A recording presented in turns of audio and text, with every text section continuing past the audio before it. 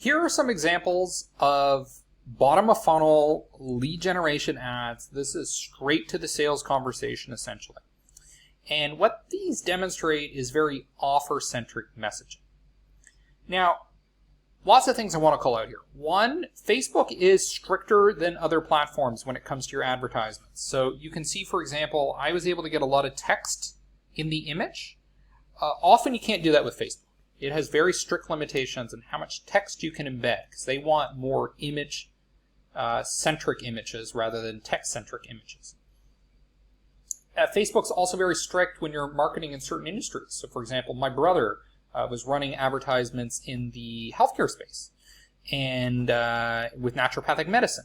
So even in naturopathic medicine, it can be very difficult to get your ads approved. So don't go in with the expectation that, okay, I've made the perfect ad, I've got the great design, I got the best copywriting, and then we're ready to go to town. Can't do that. So in some of the ads that I ran, for example, I would abbreviate SAS as capital S, 2 lowercase a's, and then a capital S. Sometimes you can't do that. What Facebook's going to force you to do is all capitals because it doesn't like weird capitalizations, even though that is kind of the industry standard. Now, I was able to get away with it in some instances, so it's not always consistent in what does and does not get approved. I'm not trying to cheat the system or anything like that, but that's just how their algorithms work. Now, the other thing I want to call out is that when you're doing the lead gen, you have to choose from among their set options for the kind of the offer or the call to action. So here I have get quote, and here I have get offer. You may not have something that's perfect for your situation, but what I would say is if you're being charged based on the number of people that are engaging or clicking, you might want to go with a harder sounding offer like get quote. Whereas if you're paying per impression, then call to action can be a little more easy, lower level commitment, something like learn more. It all depends on what you're paying for, how you're being charged.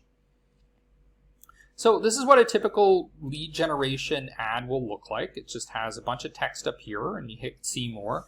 As far as I know, Facebook still allows more text than you can get in LinkedIn lead gen ads. So you can put in a lot of things here. A lot of people will put like bullet points and check marks. You can put in emoticons if you want. Even in business to business, there's a lot of that kind of creative stuff happening because business to business marketing, you still need to break things up. And one of the easiest ways to break things up is using little images. And images and text are things like emoticons, bullets, etc.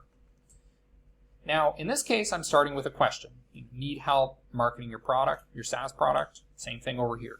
You can do that. There's all sorts of copywriting frameworks you could use. One of my favorite is the PASS formula. So you start with the P, which is the problem, and then you agitate the problem. You basically say the problem is going to get worse because of X, Y, and Z, and then you present your offer as the solution. Notice I said offer there, not product. So your offer is your consultation, your free trial, your demo. Position the offer as the hero rather than your product in a lot of cases. And what you're going to do is you're going to be able to increase the conversion rate because people are going to take you up on the offer. They're not ready to buy, but they're ready to have the consultation, for example. Now, what I did here was I tested 2 different offers. One was Advanced SaaS Marketing Consultant free quote. So it's asking for a price quote, which is a pretty aggressive, you're almost ready to hire me type of thing. And then what I did on here was I said free advanced SaaS marketing consultation. So here I'm promoting consultation, here I'm promoting a price quote, and then you can get the offer, you can get the quote, and then you're immediately brought to a form. What I am not doing, which a lot of business to business marketers will recommend or will do, is sending people to my landing page. I don't need a landing page. A lot of business to business marketing, you don't even need a website.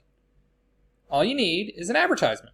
Because I'm going to generate leads from this advertisement. I'm going to be able to email that person to get them to schedule using my Calendly link, or I could put the Calendly link right here if I wanted to, and then suddenly have a booking on my calendar to talk to a potential new client.